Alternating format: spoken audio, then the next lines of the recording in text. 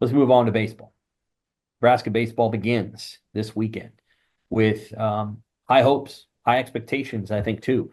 You've selected them to win the Big Ten.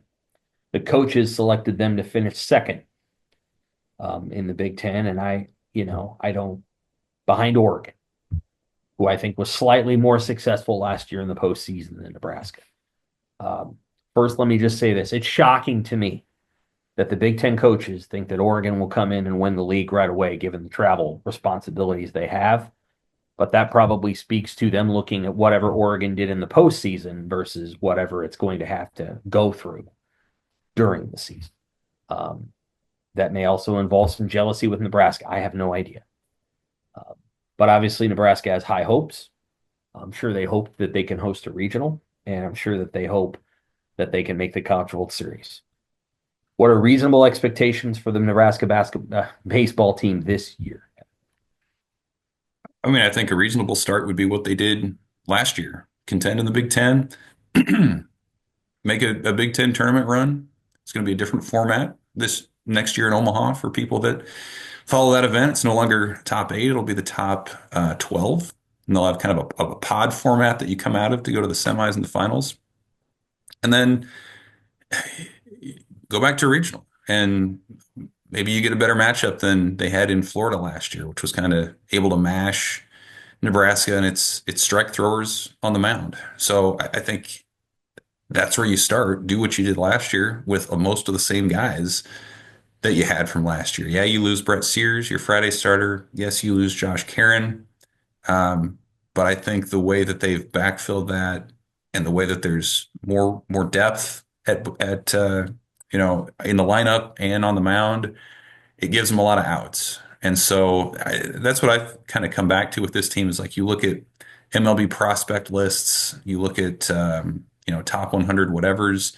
In Nebraska, they don't have a lot of guys on that list, but they're just solid everywhere. Like there's not a spot where you say, "Oh boy, I don't know how this is going to look." Like there's like three or four guys, and sometimes that's a mark of weakness, but I really don't think it is in this case. In part because we've seen them do it before. We've seen guys like Will Walsh, who's going to start on Sunday, throw a big game in an elimination contest for Nebraska. We've seen Gabe Swanson come through in the clutch spot to win him a Big Ten tournament title. We've seen like these guys do it over the course of a season or more. And so like it's not you're not expecting or like projecting them to do something different than what they've done. They might because they're young men and they're getting better, but like it's largely the same group that they had last year with some better, I think, transfers and some younger guys that are going to push the envelope a little bit.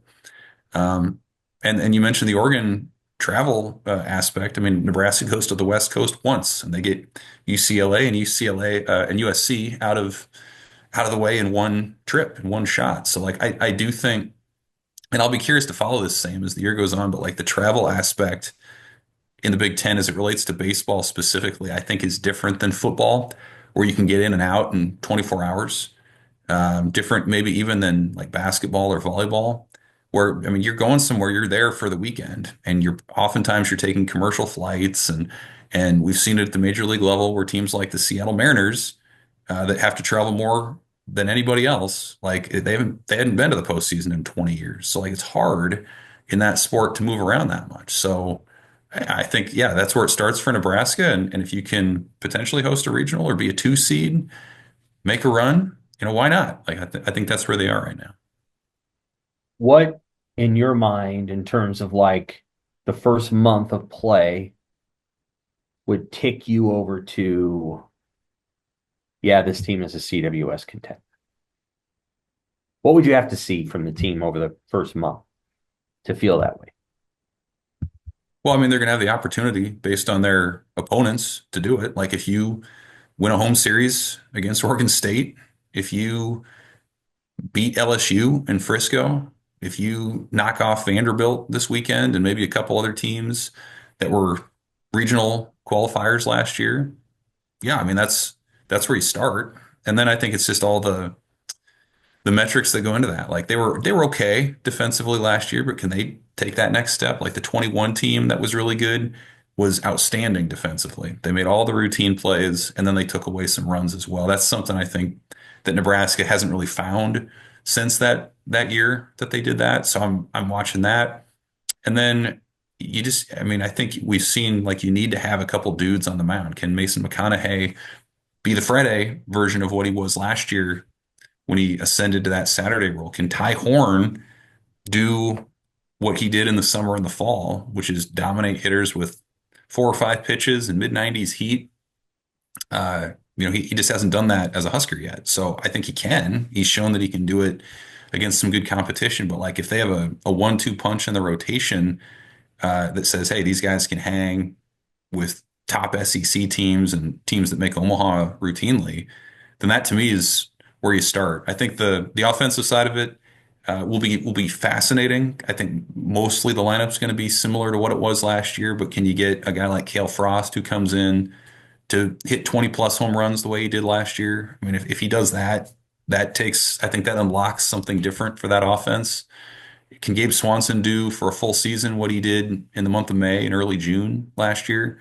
Like if those guys reach their potential and they flash that early on, then to me that's an offense that looks more like a regional host. That's an offense that's more versatile in the way that it can score as opposed to just kind of small balling it and getting to the bullpen the way that Nebraska has tended to do it in the past.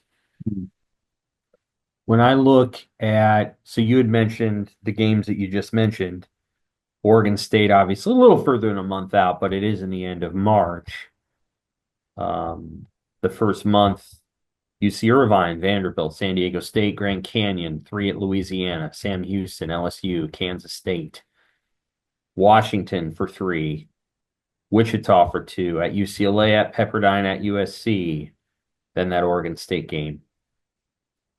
So Nebraska has what I would consider to be, I don't know how you want to put it exactly, but about 9 trap games. I'm going to rattle them off. Kansas State, SDSU, UNO, just 1 against UNO, but it's in Omaha. 3 against Creighton. 2 against K-State, 2 against Kansas. Actually, they played K-State 3 times because they play them once in that tournament and then 2 other times in a home and home.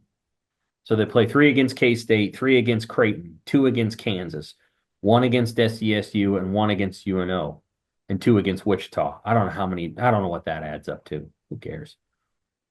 11? What's their record need to be in those games?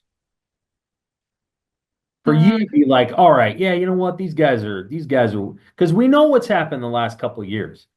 We Those do. are the games they haven't won. They got swept by Creighton last year, right? That's right. First of all, So I'd take Kansas State out of that. I mean, they were a super regional team last year. I think they they were, could be pretty yeah. good. Mhm. But those other ones, yeah, I mean, you gotta handle your business. Like, I don't know if that's whatever that is, That'd be 11 8 games if games. you take K-State out of it. How many? 8. 8 games. Mhm. No worse than 6-2, Mhm.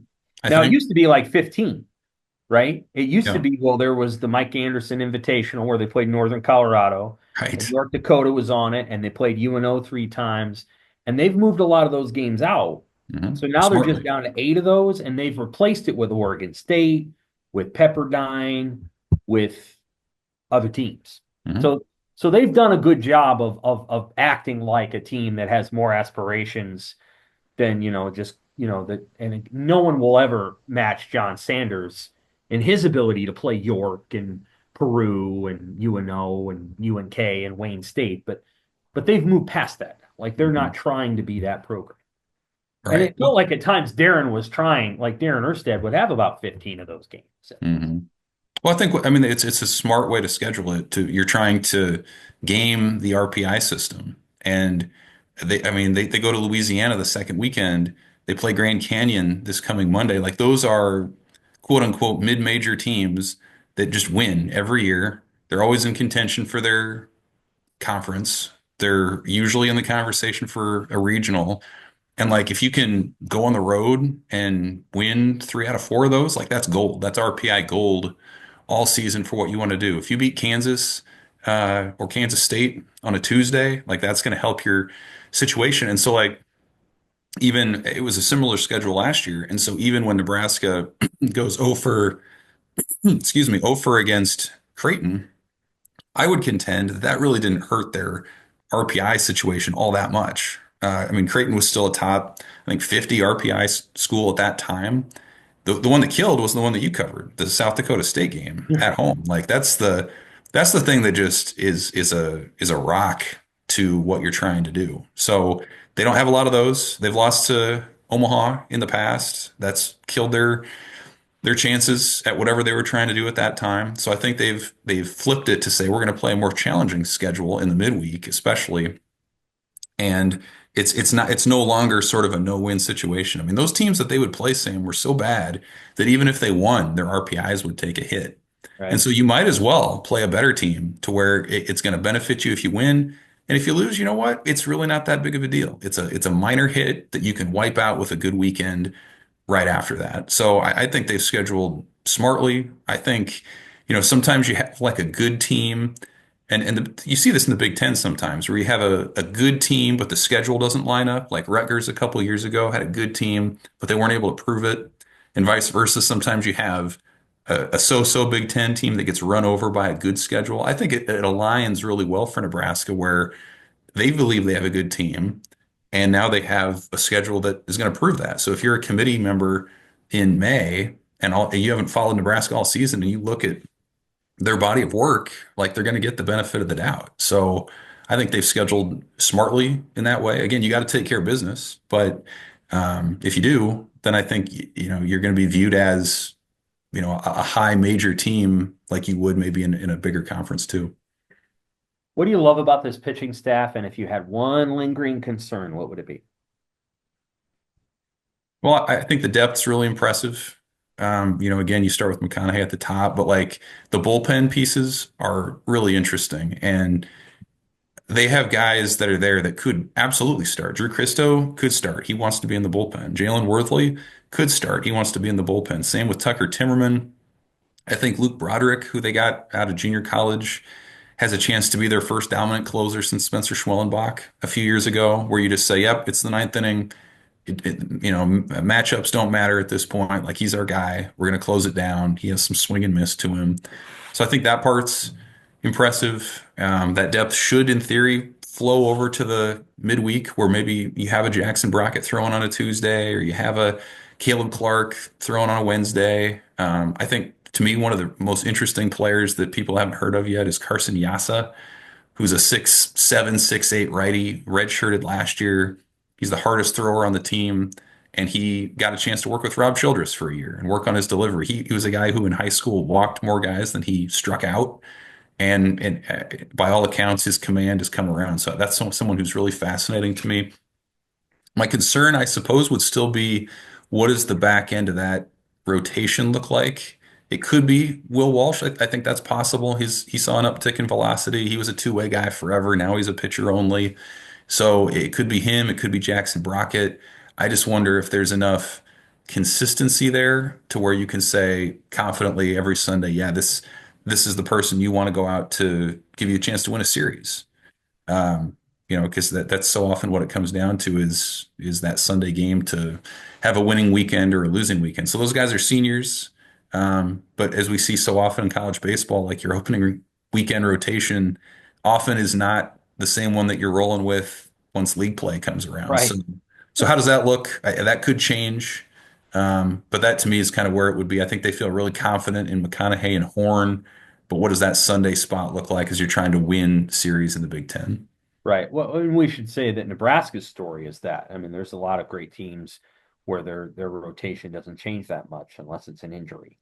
Sure. Nebraska's not always been able to know exactly who their three or four league starters. There was a time and a place when they did, and you knew who they were going out there with, and they were dudes all the way down the line. But it's been a few years since that. When you think about College World Series contenders, obviously there's always going to be SEC and ACC teams there. There'll probably be a surprise team. There's usually one per year. How many of those teams will Nebraska face before it gets to the NCAA tournament? And who are the teams that you'd say, all right, they're the favorites to make it to Omaha? I mean, yeah, the ones that I mentioned would be the ones that I think could be in Omaha. Oregon State has been there, LSU. Vanderbilt's no stranger, although I think they're a little bit down compared to what they've been. I think the current portal era NIL stuff has hurt maybe the advantage that they used to have when they could provide academic support as a private school. So that's maybe a little bit different, but to me, those are the schools that you probably start with. I think K-State would be considered a sleeper potentially to make a deeper run. But I mean, it really comes down to the SEC and just the fact that it's been now 5 years in a row, a different SEC team has dogpiled in Omaha. And it would be seven in a row if Arkansas had caught a foul ball on the first base side in 2018 to beat Oregon State. It didn't happen. Beavers won. But like it's become like an oligarchy essentially with I mean pick an SEC school. Like if the pattern continues and you have a different champ, it'll be A&M, Texas A&M, which is the preseason number one. It would be Arkansas. Maybe Dave Van Horn finally breaks through. It would be Georgia, Texas. Like that's kind of where you start if you want to continue this pattern that they've got going on. Of course, Tennessee did it last year. They'll be among the favorites again. But in a larger sense, like we saw it, it was a two-conference event last year. It was four ACC schools, four SEC schools. I don't see any evidence to say that that's going to change necessarily. Um, the one thing that is sort of interesting is like we just saw on the football side, sort of the decline of the SEC a little bit in terms of its CFP representation. Like, is that a possibility with baseball? I don't think so. It's a different sort of situation, but that's um, it's fascinating just to see how things have changed. It's no longer the Stony Brooks and the Pepperdines and the Irvines and UCLA's that are doing it. It's these big money, warm weather SEC schools that have a ton of cash. So I think that's where the smart money is. I hope we're not past an age where you have a surprise team or two, because that is one of the most charming parts about the CWS, in my opinion. Um, but because of the portal and all the things that are in place now, like the teams with the resources are going to have the best players. And I guess we'll see how it goes. But you got to pick somebody in the SEC, spin a wheel, and guess who it is. But it's probably going to be someone out of that conference. I'm surprised that Texas A&M's number one. I feel like that relates to the Schlossnagel who went to Texas. That's the only conclusion I can come to, because I wouldn't think that Texas A&M will be the best team in the country, but that's what the coaches said, and I think that's what D1 Baseball said. And granted, they may have the best players, but um, we'll see. One interesting point. We're going to come back to this in April, either before or just after the settlement, and presuming it is whatever. One thing to watch as it relates to um, revenue sharing is right now, the way that the settlement is set up, I believe Alston money, and that's academic progress money, but it basically functions as an additional, whatever you want to call it, at the major schools. Alston money's figured into revenue sharing. Now, there are schools that will not pay the Alston money if it figures into revenue sharing, because that eats into the revenue revenue sharing they can do with their top football players. Bottom line. You take Alston out, and schools might be willing to pay it. Mm. And that's made a difference for Nebraska, I can tell you. Yes, it has. And so that's one thing to watch. The other thing to watch is whether or not the settlement right now, the way it's set up, is NIL. Any deal over $600 is going to have to be approved by this NCAA clearinghouse. Now, is it going to actually happen? Is the NCAA going to have a clearinghouse group, right? And B, does that clearinghouse group actually have the authority it thinks it has? And the reason I say this is because if that NCAA clearinghouse is able to say, yeah, this deal for $1,000 doesn't seem right, or this deal for $1 million doesn't seem right, is the school going to sue? And just say, okay, well, whatever. The settlement aside, we're going to sue anyway. And we're just going to try to get through. The reason this matters in baseball is that most of the major NIL deals, the ones that are like legit, are apparel deals for various athletes, including, for example, superstar gymnasts, Suni Lee, Livy Dunn, legitimate deals where they're doing apparel deals and what they wear and wherever they on Instagram or wherever they do it, they're representing apparel companies. These are legitimate Yep. NIL deals. The kind of well, I'm doing this commercial and I'm representing this bank or whatever it is. Those are legit. There are NIL deals for $1 million that are amounting to a booster is giving the money, and the way you get your money is to show up and sign some autographs. That's the kind of thing that the NCAA would shoot down, and they'd say, no, you need to give this person that money through the revenue. What nobody really knows yet is whether or not that NCAA clearinghouse is going to stick. And if they throw that out, well, then the baseball teams can continue to do the NIL thing that they've always been doing. I So love all that it's through the six hundred NIL, I was dollars. watching. What's that? I love that it's $600. That's the threshold. I want to see some $600 NIL deals go under scrutiny. Well, otherwise, they're going to neuter. See, the whole goal is to neuter the collectives. It's to try to say, well, we're done with the collectives. We're moving everything through revenue if it's pay for play. And anyone who wants to do an NIL deal over that needs to be, repping something. And there's, Right. for example, Nebraska volleyball players rep a bank and their billboards are up. Well, that's legit. I mean, that's just there's no other way to say that. Jeff Sims repping Amigos is Right. legit. But you don't see a bunch of Husker football players doing that. And No, I'm that's not right. saying what they're doing is illegitimate. What I'm saying is that the NCAA is going to come in and they're going to vet everything that's over $600. And I think the NCAA would say, well, what Suni Lee is doing is legitimate because it's, whatever company she represents is paying her to represent their apparel. Now that doesn't mean that somebody won't come through. Like Dylan Raiola has a deal with the trading card company. That's legit.